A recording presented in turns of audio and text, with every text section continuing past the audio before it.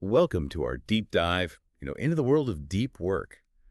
We're going to be exploring Cal Newport's famous concept, using summaries and analyses of his book from, a variety of sources, alongside some real-world examples Mm.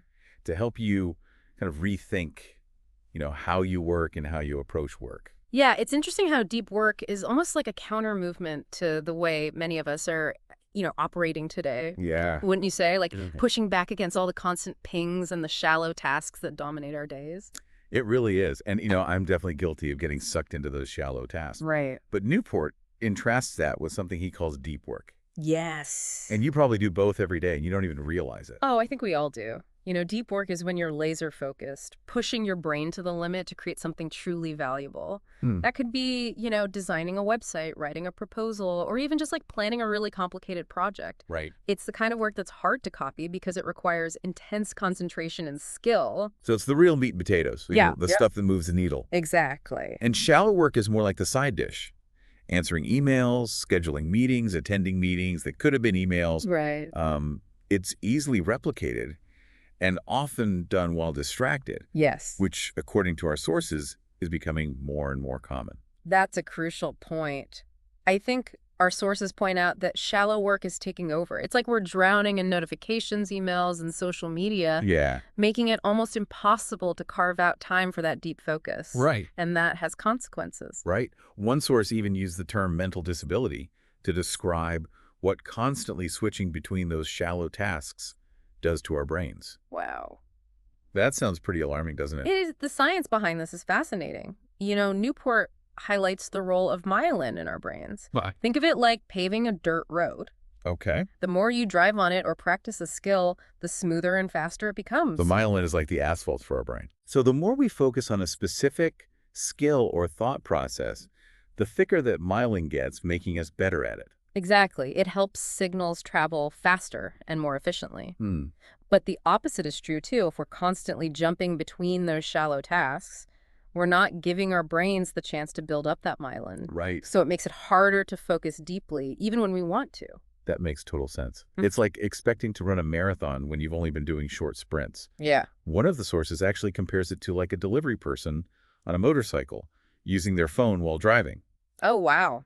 They're doing two things at once, but neither is being done well, and they're putting themselves in danger. It's a very vivid image. Yeah. And it highlights how this obsession with multitasking, isn't just hurting our productivity. It can have real-world consequences. Right. This ties into what Newport calls the deep work hypothesis, which suggests that deep work is becoming increasingly rare.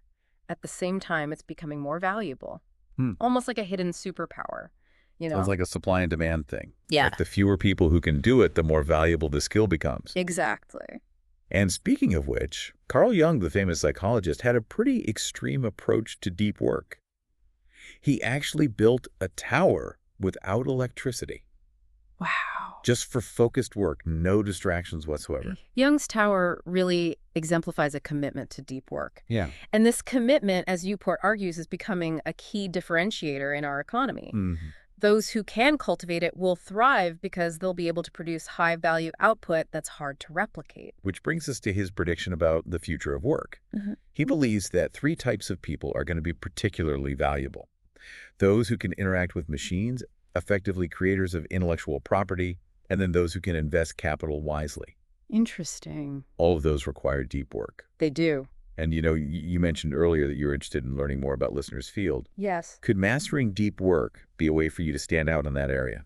That's a good thought. And actually, speaking of intellectual property, the sources mentioned J.K. Rowling checking into a luxury hotel to finish one of the Harry Potter books. Oh, wow. It seems extreme, but it highlights how important environment can be for deep work. Absolutely. Sometimes you need to make bold moves to create the space for deep focus. Right. It's not just about trying harder. It's about designing your environment and schedule to support deep work. Right. It's like creating a mental sanctuary. So we've got the what and the why of deep work. Yeah. Now, how do we actually do it? Newport outlines 4 distinct philosophies for integrating deep work into a busy life. Okay. He calls them monastic, bimodal, rhythmic, and journalistic. Okay. And what's important here is that there's no one right way. Right. Each philosophy has pros and cons, and the key is finding what works for you, your specific situation, and your personality. Right. It's about customizing the approach, almost like building your own deep work toolbox. I like that. Yeah. So let's break down these philosophies, starting with the monastic approach. Okay. This one sounds pretty intense. Yeah. Yeah, it is. Like a monk retreating to a monastery. Right. Cutting off all distractions to focus solely on deep work. Yes, it can be incredibly effective if you are able to fully disconnect. But let's be real, it's not practical for everyone. Right. Especially those of us with, families demanding jobs or, a desire to occasionally see the sun. Right. Not all of us can become hermits. Yeah. So what about bimodal? Bimodal is a bit more flexible. You divide your time into clear stretches for deep work and everything else. So you might have like dedicated deep work retreats for a few days or even weeks. And then the rest of your time is for shallow work and other commitments. It's about creating distinct modes of operating. So that sounds like a good option for people who need more, flexibility and balance in their lives. What about the rhythmic philosophy? Rhythmic is all about, making deep work a regular habit. It's like blocking out, an hour or two every morning for focused work. The key here is, consistency and routine. You're essentially training your brain to expect those deep work sessions. Right. Making it easier to slip into that focused state. So it's like building a muscle. Exactly. And finally, we have the journalistic philosophy. This one sounds like it would take a lot of discipline. It does. It's about fitting deep work in whenever you can, like a journalist on a tight deadline. Yeah. It requires a lot of self-discipline and the ability to switch gears quickly and effectively. So these philosophies are more like guidelines, not like rigid rules, right? Exactly. We can kind of mix and match and experiment to find what works for us. Yeah. But how do we actually make deep work happen? Newport offers some specific tactics, and some of them are pretty counterintuitive. They are. And remember, these tactics are meant to be tools in your deep work toolbox. You don't have to use them all. Just choose the ones that resonate with you. One that I find particularly helpful is the idea of ritualizing deep work. Oh, tell me more about that. I love a good ritual. It's about creating a specific routine, that signals to your brain it's time to focus. It could be as simple as brewing a special cup of tea, going to a particular spot, or using noise-canceling headphones. Right. It's about minimizing the willpower needed to get into that zone. That's brilliant. Instead of relying on willpower, which can fluctuate, Yes. you're creating this like external trigger. Exactly.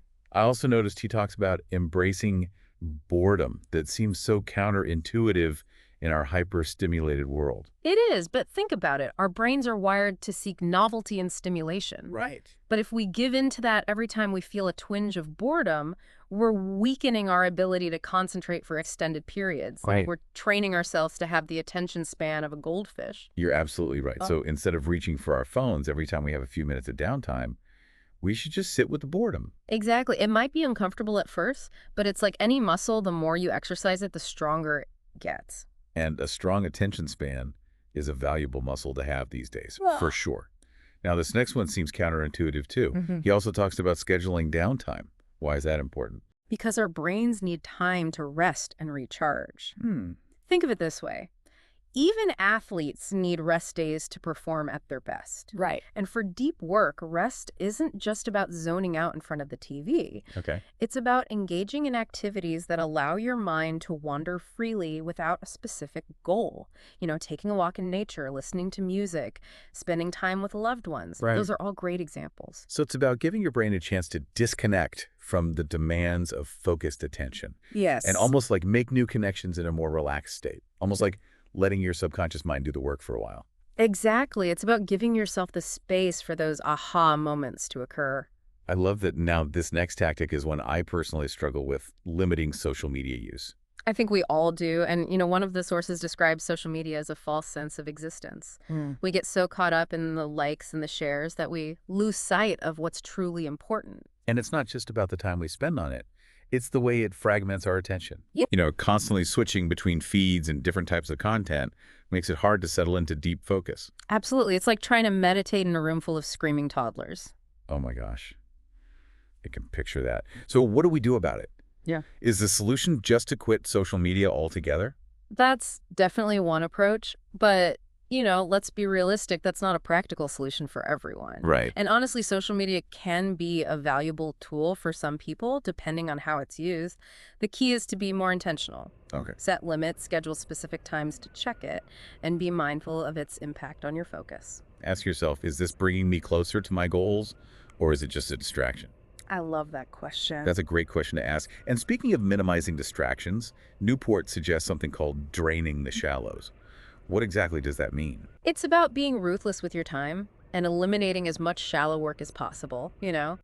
Identify those tasks that aren't truly essential and find ways to delegate, automate, or eliminate them altogether. Think of it as decluttering your workday. This sounds great in theory, but it can be tricky in practice, especially when it comes to things we feel obligated to do, Yeah, like responding to every email or attending every meeting. I agree. It often requires having those difficult conversations with our bosses, colleagues, or clients. Right. But creating more space for deep work is essential if we want to produce our best work. So how do we drain the shallows effectively? There are a few practical tips. One is to set a shallow work budget. Allocate a specific amount of time each day or week to shallow tasks and stick to it. I like that it's like giving yourself permission to say no to anything that falls outside that budget. Exactly. Another tip is to make yourself less accessible. Set specific times for checking email, turn off notifications, or even go offline altogether for certain periods of the day. Think of it as creating boundaries to protect your deep work time. That's a great reminder to be protective of our time and attention. Now, there's one more tactic that I found intriguing, acting on lid measures. Can you explain what those are? Lead measures are the activities that drive the results you're ultimately aiming for. Okay. So if your goal is to write a book, your lead measures might be writing a certain number of words each day or spending a specific amount of time working on the book each week. It's about focusing on what you can control, not just the outcome. It's like focusing on the process, not just the product. You got it. And that can be incredibly empowering because it gives us a sense of control and helps us stay motivated. Exactly. It's about shifting our mindset from feeling overwhelmed by the big picture to focusing on those small actionable steps we can take each day. So we've talked about what deep work is, why it's so valuable, and some specific tactics for embracing it in our lives. But, I think it's important to kind of step back and ask ourselves, what does all of this mean for us personally? That's a great question. And, one that each listener needs to answer for themselves. Yeah. But our sources do offer some intriguing insights. They highlight the importance of, craftsmanship, Yeah. of finding meaning in our work, of creating something truly valuable. They also warn against falling into the trap of busyness as a proxy for productivity. Yeah. Just because we're busy doesn't mean we're doing work that matters, right? Yeah. Right. And that's where deep work comes in. It's not just about getting more done. It's about doing work that matters, work that's challenging and makes a difference. One of the sources uses the analogy of like stonemasons who are tasked with cutting individual stones for a cathedral. It's easy to get caught up in the day-to-day grind of, cutting stones. Right.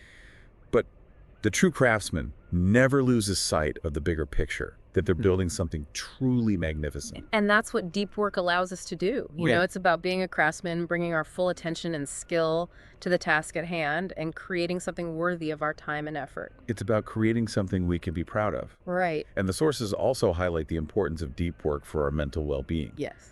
They suggest it can lead to a greater sense of fulfillment and satisfaction, Absolutely. and even help us be more present and engaged in other areas of our lives. When we're able to focus deeply on a challenging task, we enter a state of flow where time seems to melt away Right. and we're completely absorbed in the moment.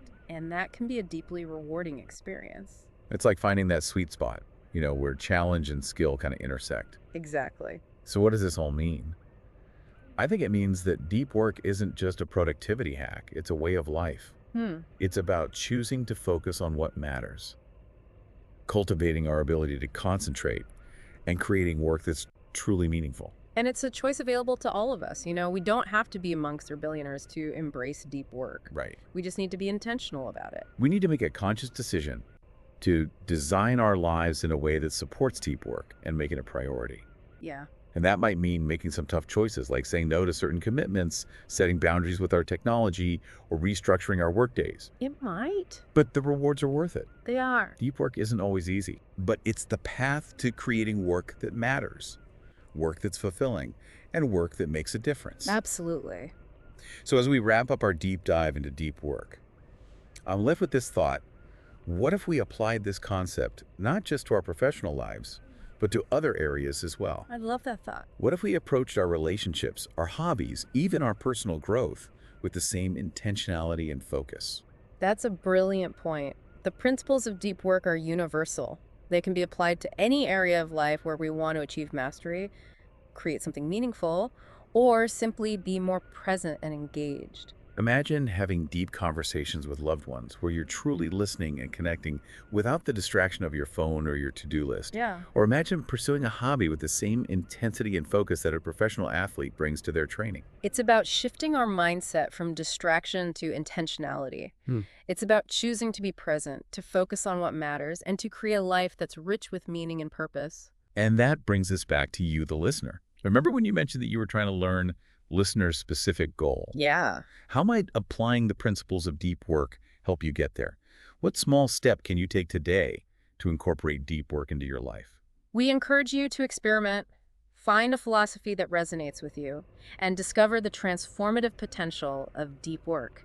It's not about becoming a hermit or rejecting technology altogether. Right. It's about being intentional with your time and attention and choosing to focus on the things that truly matter. And in a world that's increasingly filled with distractions, that's a powerful choice to make. It is. Thanks for joining us on this deep dive into deep work. We hope you found it insightful and inspiring, and remember, the power to go deep is within you.